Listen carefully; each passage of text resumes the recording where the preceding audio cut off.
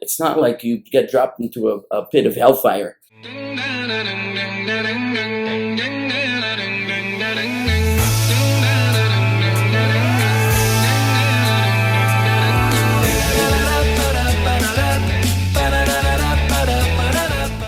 Not all kindnesses are necessarily good, right? Because the Torah even uses the word chesed to refer to something, and use the word chesed as a synonym for shame, And by the way, this goes back to a previous class where we talked about the why we have to do actions in order to earn the benefits of the world to come, etc., and the divine essence of goodness that's coming into the world. That was 2 weeks ago.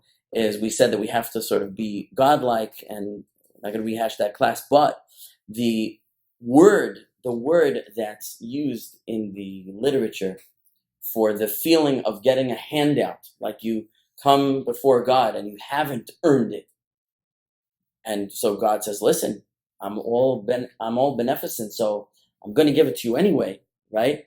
But it's called Nahama de Kisufa. Nahama de Kisufa means the bread of shame. It's the poor man who gets his bread through a handout. He feels ashamed that he has to get his bread that way. Yeah, he has bread. He has a meal. Isn't that great? But there's a certain shame that comes with it.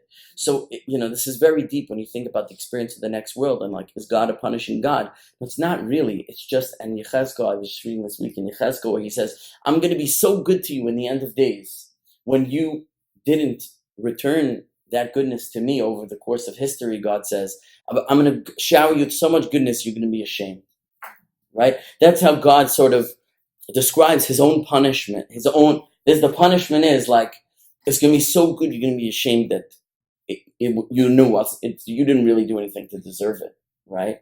That's where it's open, it says in Yechezkel. So that's really the experience of the next world, the so-called suffering of the next world. It's not like you get dropped into a pit of hellfire, right? It's like you come into the goodness unearned, and it's described as getting nama because of the bread of shame, right? So chesed in the Torah is a synonym also for shame, because when you get something out of pure kindness and not out of deserving it, there's a feeling of shame. Where does it come up? Shame, when it talks about incest or a relationship between a brother and sister, an intimate union between a brother and sister, which is forbidden, the Torah forbids it, and it says chesed hu. It's a chesed. What's a chesed? It's a kindness. It's a shame. It's something very lowly, but it's described in terms of chesed because, whatever it is, but sometimes giving too much is bad, right? So here there was a giving that was very inappropriate, sort of a giving. So too much giving is bad. So chasadim tovim, Hashem gives what's good to give, but what's not good to give, He doesn't give.